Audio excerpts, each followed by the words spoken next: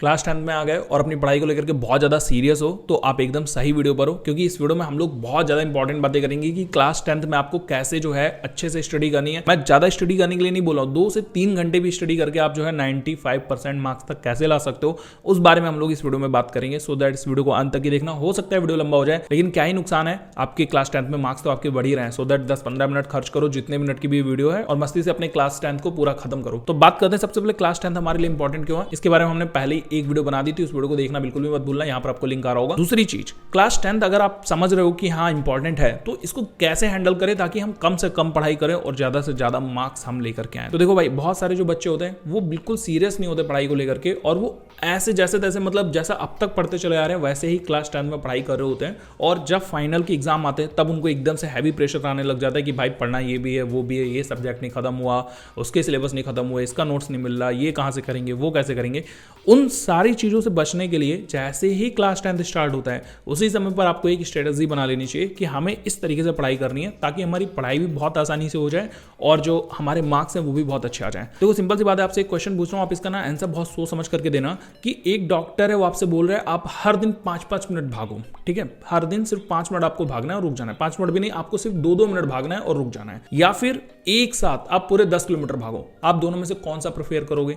जाहिर सी बात है पहला वाला प्रेफर कियोगे, है ना। तो 2 मिनट रोज रोज भागना बहुत आसान है, लेकिन एक दिन 10 किलोमीटर भागना बिल्कुल भी आसान नहीं है। आप भाग भी नहीं सकते, गिर जाओगे, बेहोश हो जाओगे, पता नहीं क्या क्या हो जाएगा। वही हाल होता है दोस्तों हमारी 10th की पढ़ाई का। हम लोग पूरे साल पढ़ाई को इग्नोर करते रहते हैं, और जब हमारे एग्जाम शुरू होते हैं तो हम सोचते पूरी की पूरी किताब खत्म कर देंगे।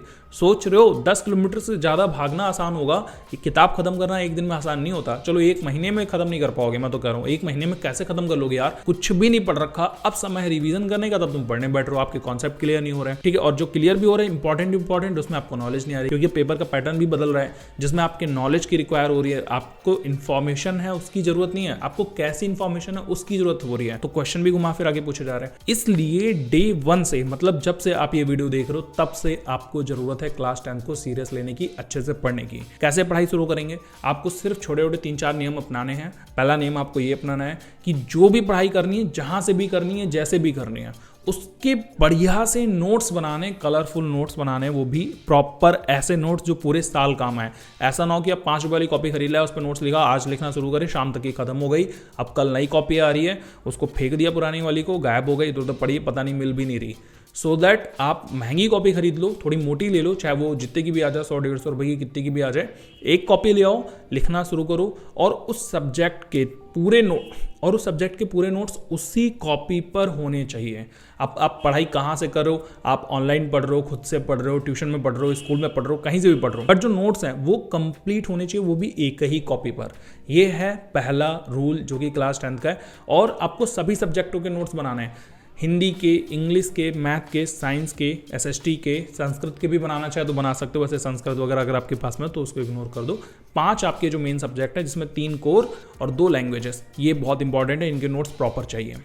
दूसरी चीज आपको ये करनी है कि स्कूल में या ट्यूशन में जो भी पढ़ाया जाता हो, आप जैसे कोचिंग या ट्यूशन तो ले ही रहे होगे, ऑब्वियसली कहीं ना कहीं सारे बच्चे लेने लग जाते हैं, ऑनलाइन भी ले रहे होते बहुत सारे लोग, तो जो भी आपको पढ़ाया जाए उसको जिस दिन आपने पढ़ा है, शाम को घर पे बैठ के, अगर आप ऑनलाइन पढ़ रहे हो तो शाम को दोबारा से बैठ करके उसी नोट्स के रिवीजन पर डे करने हैं जो आपने पहले बना रखे हैं। मतलब आज मुझे सुबह मैथ का 1 घंटे का लेक्चर मिला, तो शाम को 1 घंटे के लेक्चर को अगर मैं रिवाइज करूंगा अपनी कॉपियों को देख करके, तो मुश्किल से 5 मिनट या 7 मिनट जाएंगे।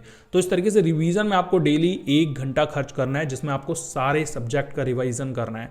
1 घंटा मैंने कम बोल दिया, हो सकता है आपको 2 घंटे लग जाए, स्टार्टिंग में 3 घंटे भी लग जाए, लेकिन जैसे जैसे आपकी हैबिट बनती चली आएगी ये टाइम श्रिंक होता जाएगा और आप 30 मिनट से भी कम में आ सकते हो कि जितने भी आपको पूरे दिन की पढ़ाई है उसका रिवीजन करोगे तो सिर्फ और सिर्फ 30 मिनट में आप कवर कर लोगे। तीसरा काम आपको दोस्तों ये करना है कि कुछ एक्स्ट्रा सैंपल पेपर्स या फिर प्रीवियस ईयर के क्वेश्चन पेपर को साथ ही साथ में रखना है अपने सिलेबस के साथ में, उनको टाइम टू टाइम सॉल्व करते जाना है। जैसे कि संडे को बैठे, हमारे संडे को 2-2 चैप्टर हो चुके, 2 मैथ के, 2 साइंस के, 2 इंग्लिश के, इस तरीके से ये 2 हुए, 1 हुए, जितने भी हुए, सैंपल पेपर से उसके क्वेश्चन देखो कि इस चैप्टर से रिलेटेड इसमें कौन कौन से क्वेश्चन आ रहे हैं, कैसे क्वेश्चन आ रहे हैं, उनको खुद से सॉल्व करने की कोशिश करो। और ये करना है आपको वीकली 1 डे में काम करना है। अब ये तो हो गए सब्जेक्ट को कैसे पढ़ना है उनकी बात, लेकिन अब कौन कौन सब्जेक्ट कितना कितना पढ़ना है उसकी भी बात कर लेते हैं। देखो आपके 3 सब्जेक्ट मेन है, पहला है आपका मैथ, दूसरा है साइंस और तीसरा एसएसटी।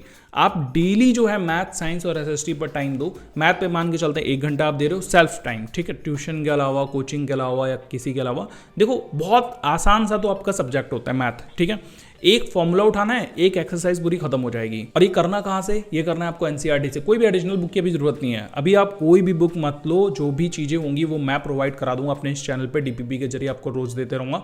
इसके अलावा आपको एनसीईआरटी के अलावा कुछ और सॉल्व करना ही नहीं है, सबसे जरूरी चीज़, ठीक है। एनसीईआरटी मोर देन इनफ है। आप एक चैप्टर उठाते हो, उसमें आपको 2 से 3 फॉर्मूले मिलेंगे, पूरा का पूरा चैप्टर खत्म हो जाएगा। तो आपको एक एक्सरसाइज डेली करनी है, वो भी सेल्फ में, ठीक है। ऐसा ना हो कि आप ट्यूशन में करके आ रहे हो, स्कूल में करके आ रहे हो, फिर आपने घर पे नहीं करा।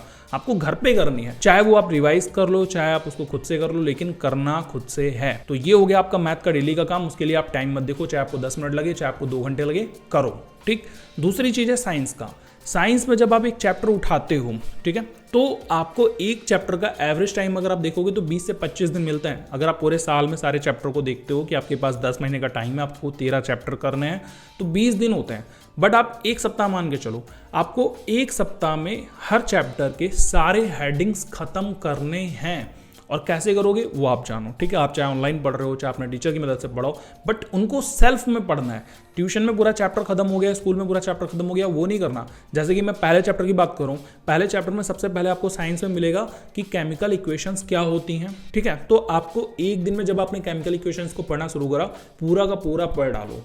जब तक केमिकल इक्वेशन नहीं खत्म हो तब तक ये आपको किताब बंद नहीं करनी है। हो सकता है आपका ये मात्र 5 मिनट में हो जाए, तो आप दूसरी हेडिंग को पढ़ लो और दोबारा से इनको फिर से पढ़ लो, दोबारा से फिर से पढ़ लो, समझ लो, उसके क्वेश्चन आंसर समझ लो।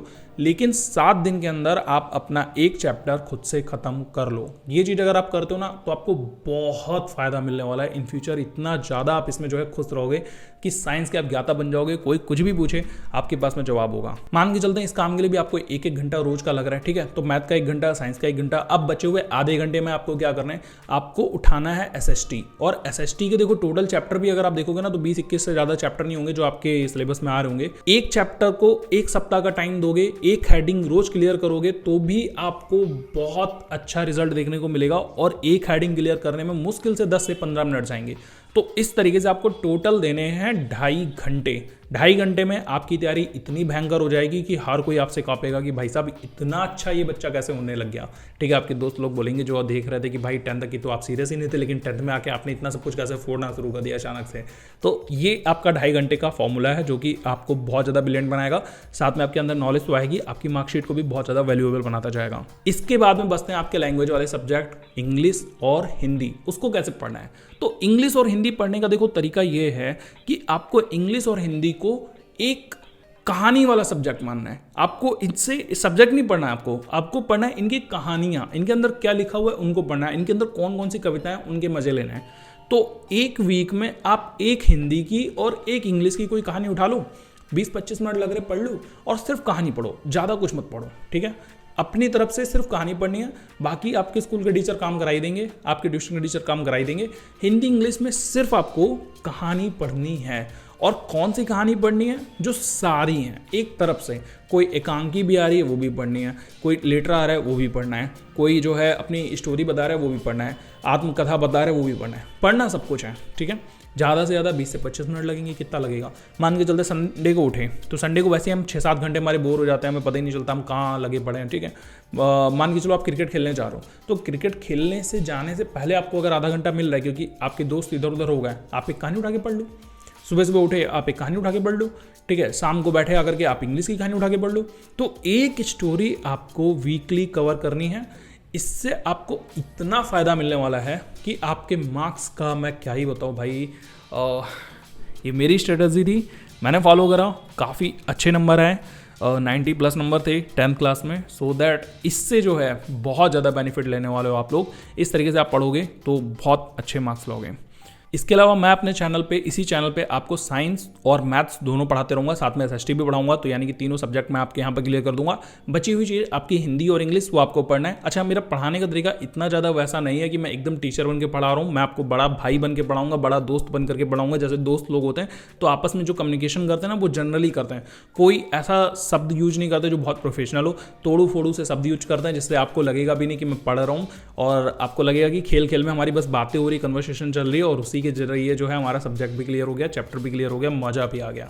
तो वो सारी चीज़ें आपको मेरे चैनल पर देखने को मिल जाएंगी, इसीलिए चैनल को सब्सक्राइब कर लो। और जो दोस्त है ना आपका भाई, सबसे प्यारा वाला दोस्त, गर्लफ्रेंड या बॉयफ्रेंड भी, उसको ये वीडियो शेयर कर दो ताकि उनको भी मदद मिल सके। और बाकी दोस्तों में शेयर कर दोगे तो अच्छी बात है, रिश्तेदारों को शेयर कर दो, जहाँ भी मर्जी वहाँ कर दो।